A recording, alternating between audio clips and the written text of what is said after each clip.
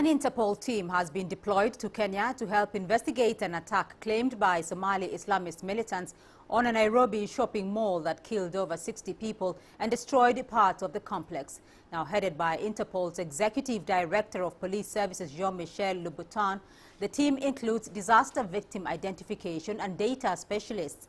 Now they will carry out real-time comparisons against Interpol's global databases on DNA and fingerprints and other evidence gathered from the crime scene. In the meantime, one person was killed and 3 others have been wounded in a grenade blast in the Kenyan town of Wajir, including a man suspected to have hurled the device at a supermarket. The police commander for the town, which is about 500 kilometers northeast of the capital, Nairobi, said it was too early to say who was behind the Wednesday evening attack. The region is prone to banditry and low-key clan clashes by pastoralist communities, but has also suffered sporadic light arms attacks by the Islamic Somalia military group Al-Shabaab. Well, Mogadishu residents have been keeping a close eye on the events that unfolded following the attack in Nairobi's Westgate Mall. Now, they say they sympathize with Kenyans, but also fear a backlash on the many Somalis living in Nairobi and around Kenya. CCTV's Maria Galang has the story. Somali residents in the capital Mogadishu on Wednesday expressed their sympathy and support for Kenyans still reeling from the attack by Somali-based militants on the Westgate Mall in Nairobi. Residents in Mogadishu were glued to their television screens, watching the events unfold. There's still the prospect of high-level discussions. I send my condolences to our brothers in Kenya, and we say as Somali elders that we share their problems as neighbors. Kenya is home to a large ethnic Somali community, many of whom have fled years of war and turmoil to seek a better life in East Africa's biggest economy. There are fears in the little Mogadishu quarter of Nairobi that the attack could trigger a violent backlash against them. I ask the Kenyan authorities and the people to save Somali businesses and the lives of innocent refugees living in Kenya.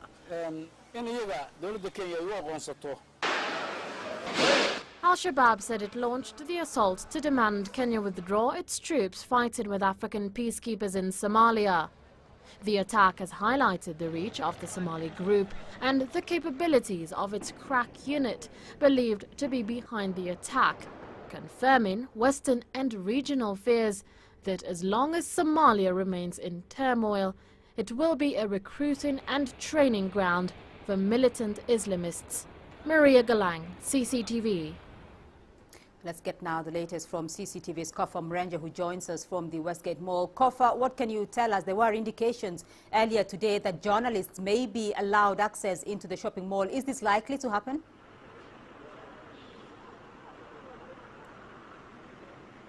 Well, Beatrice, nothing much happened from this end. We've been camping here since morning.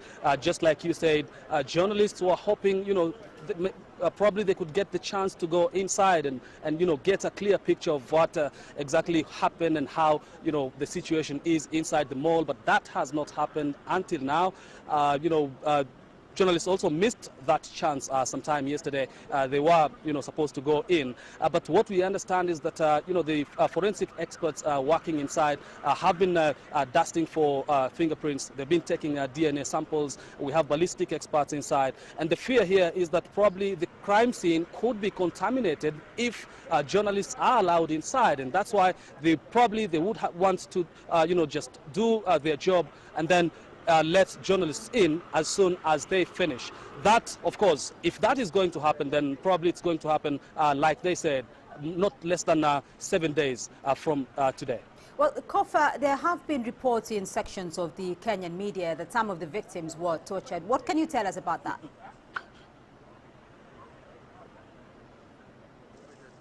Of course, those are reports that have been doing rounds here. There are also some very, very disturbing pictures that have been going round of, the victims of that attack, those who remained inside during and before the fighting started between them and the security officers. They are very, very disturbing pictures, of course.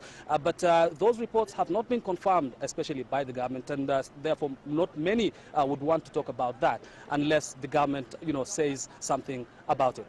All right, CCTV's Kofam Ranger at the Westgate Mall. They're joining us live from the Westgate Mall. Now, Ghana is also mourning following the loss of beloved poet Kofi Awunor, who died in the Kenyan mall attack. Awunor, 78, was a literary icon in his native Ghana and was known worldwide for his innovative style that translated the rhythms of his Ewe language into English. He was also a veteran diplomat. Awunor had been in Kenya with his son to take part in the Story Moja Hay Festival, a 4-day literary event. Mourners sang funeral dirges and traditional leaders poured liberations on Wednesday for Awunor as hundreds gathered at the airport where his body was brought home. The casket then was taken from the airport in a hearse. His longtime friend and fellow academic Kofi Anyidoho said the poet might have foreseen his end coming. The death was not one anybody was expecting.